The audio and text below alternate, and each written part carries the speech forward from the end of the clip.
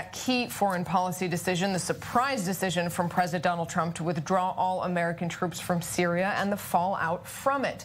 Testifying on the Hill today was America's top general overseeing the U.S. military in the Middle East. General Joseph Votel told the Senate Armed Services Committee he was not consulted or even told about the decision before it happened. Ever since that announcement, there's been concern about Syria's north. That area on the Turkish border includes Kurdish fighters that have been key U.S. allies for years. Turkey sees them as terrorists and so far has been holding back on launching an offensive there. This is Turkish President Tayyip Erdogan today warning that his patience is wearing out. We will have deep and hopeful meetings with Mr. Trump. However, we cannot get the same level of efficiency in the low-level diplomatic and military level. There is no satisfactory plan that is put before us concretely yet. Of course, we are loyal to our agreements. Our promise is a promise, but our patience is not limitless. If terrorists are not removed from the northern town of Manbij in a few weeks, Turkey's waiting time will end. Well, let's go now to Istanbul and speak with foreign policy analyst and author Onur Erim. Onur, just lay it out for us exactly what President Erdogan is warning about. Is he basically saying that if he doesn't get some kind of progress on that safe zone, he's going to send his troops over the border after the Kurds? That is what a lot of people here presume that that's what he means. And as we have seen in the past, despite possible clashes with the U.S. Army and the U.S. government in general, he has taken to the point of no return before.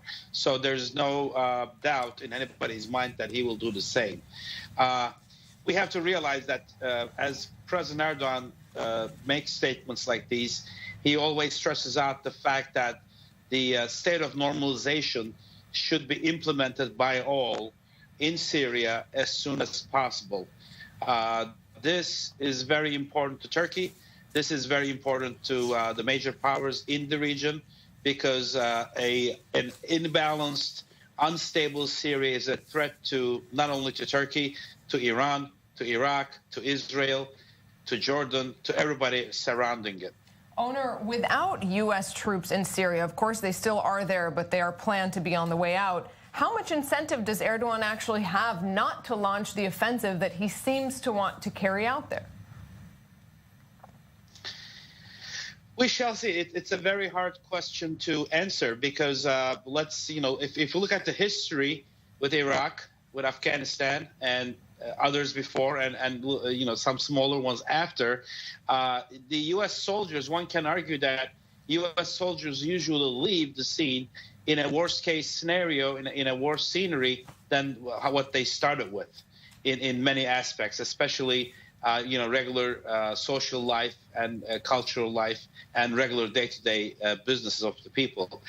That's probably why Erdogan is trying to be very, very keen about that. If there's going to be any peace in Syria, if there's going to be any stabilization, sense of normalcy back into the country, there has to be a lot done with infrastructure, with schools, with hospitals, with basic human needs. So does he mean a strike? If it comes to it, he will. But he'll be the first person to refrain from it, because don't forget, whatever we throw over there could just strike right back because it's right across the border. And Onur, Erdogan saying the other day that his government is maintaining some kind of contacts with the Assad regime, not him personally, lower level through the intelligence agencies. Is it possible Turkey can cut a deal with the Assad regime on the Kurds to head off that offensive? Very possible so, although the beginning with the foreign minister previously hinting to this fact, I believe this was the first time that Erdogan actually bluntly suggested that there was some kind of at least a backdoor diplomacy going on. Very possibly it may have to do a lot with through this kind of contact through Russia as well, or with Russia as well. Yes, we hope that that there is some kind of a deal being worked right now that satisfies everybody. Both Assad regime, both the fighters over there, the Free Syrian Army, and then Turkish side and everybody else, because everybody has to agree upon it. Has to be a win-win for everybody for it to be sustainable.